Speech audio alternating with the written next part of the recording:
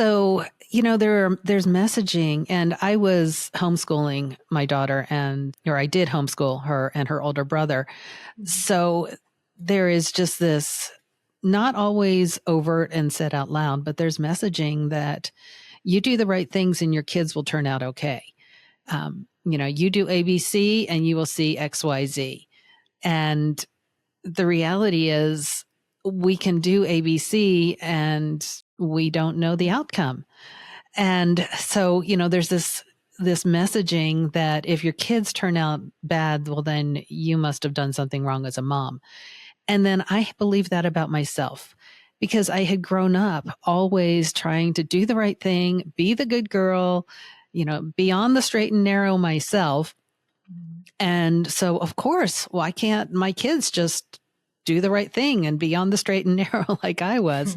So there was times when I was questioning, where did I go wrong? What could I have done differently? And I'm aware now, and it's one of those things I wish we knew 20 some years ago, the way that adoption always involves trauma, and there is always hurt and pain that kids need to figure out what they're going to do with. 20 some years ago, we thought if we just love them, everything will be perfect. Everything will turn out fine. But that's not necessarily the story, because we all have our own stories in our minds about my life and the world.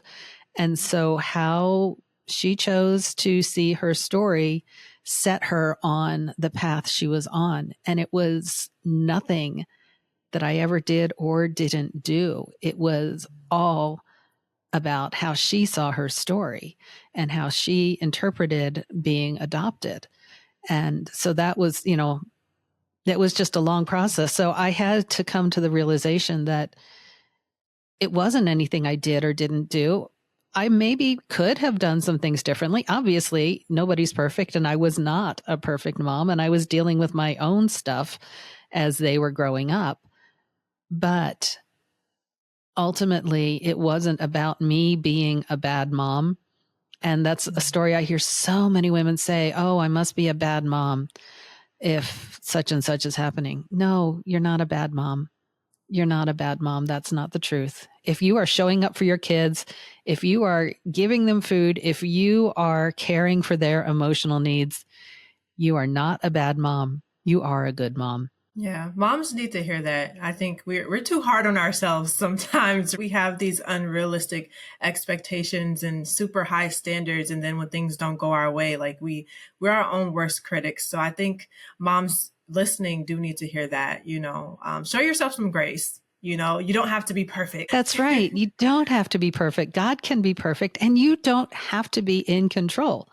That doesn't mean you just sit on the sofa watching soap operas all day. I mean, I don't know, Netflix, I guess. I grew up in the 70s and 80s, so it was soap operas when I was in high school and college. But anyway,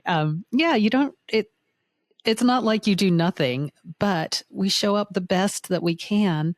And we trust God to fill in the blanks. By the grace of God, you were able to overcome infertility. And for 10 years, you were dealing with it. And in your mid-40s, you conceived your first biological child.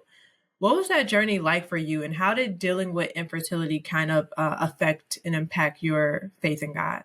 Yeah, that was quite a journey. And so we didn't actually get pregnant until right before our 25th anniversary. So it was longer, but it was a longer before we had that child. But still, there was, about 10 years of going through treatments and testing and questioning and why is this not happening? Just one of those stages of life where I thought that this is the way it's supposed to be. And God, why isn't it turning out the way I think it's supposed to be? And I had to turn to just letting it go and trusting God and realizing this is not what He has for us. And at that point, we decided that we would pursue adoption, and because we still wanted children and we felt like that we had love to give.